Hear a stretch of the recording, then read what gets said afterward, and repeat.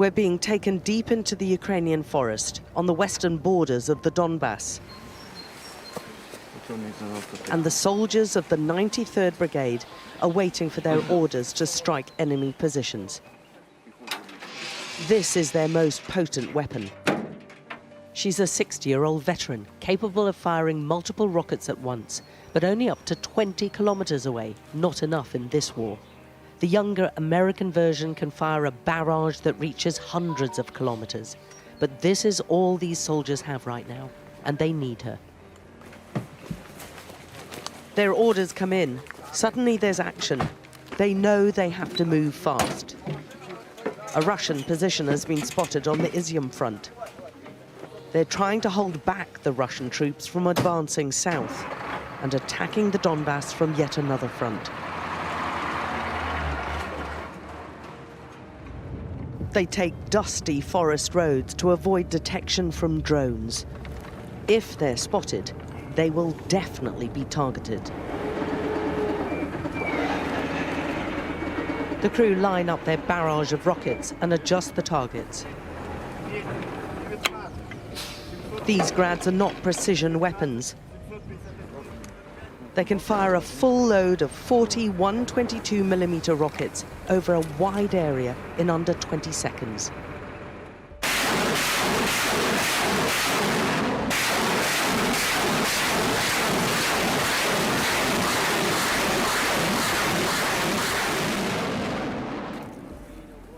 They recheck the coordinates. This time they've decided to split the attack into 2 salvos, so he instructs them to launch the second 20.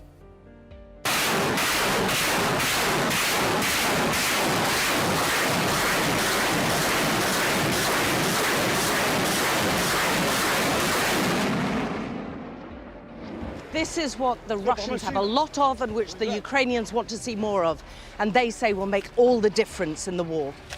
We've got to move quickly now. They have to get out of the area because they know the Russians will be looking to fire on this position and obliterate the crew. This is what they're up against. The Ukrainian government says this shows the Russians using thermobaric bombs on the Donbass. This is what the most horrific war of the 21st century looks like, the statement said.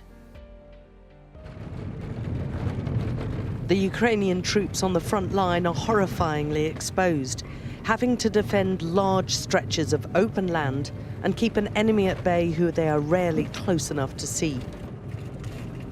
The Russians are using their long-range artillery to constant devastating effect. The smoke that you can see there shows the Russian positions. It's a village which is half controlled by the Ukrainians and half by the Russians. Chief is asking his troops what the situation's like there. They've been shelled an hour or so earlier. This small band of men have been holding this position for weeks now, coming under constant attack every few hours from Russian positions. Oh, here we go. N-law. They proudly show us some of the foreign weapons which have helped so far. Where's this one from? It's from Britain. They're designed to destroy tanks at short range with a single shot, and they need little training to operate. But here in the forest and farmland, its capability is limited, Ivan tells us. In this position, it isn't that effective, he says, because their tanks don't come closer than 3.5 kilometers, and this weapon can't reach the target at that distance effectively. They need long-range artillery and tanks themselves, he says, if they're to stop this reinvigorated Russian invasion. Yeah, you can see them in the distance. They've had some crucial successes, though, recently, somehow managing to stop several Russian tanks from crossing the dam just in front of them. And planting a Ukrainian flag to emphasize this territory is still very much theirs for now. But there've been some tough sacrifices. They're only just recovering from their latest attack. They lost 4 of their comrades here. There's just a single helmet on the spot where they fell.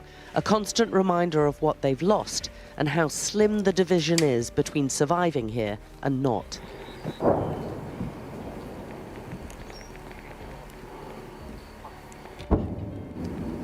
Then distant sounds of incoming fire.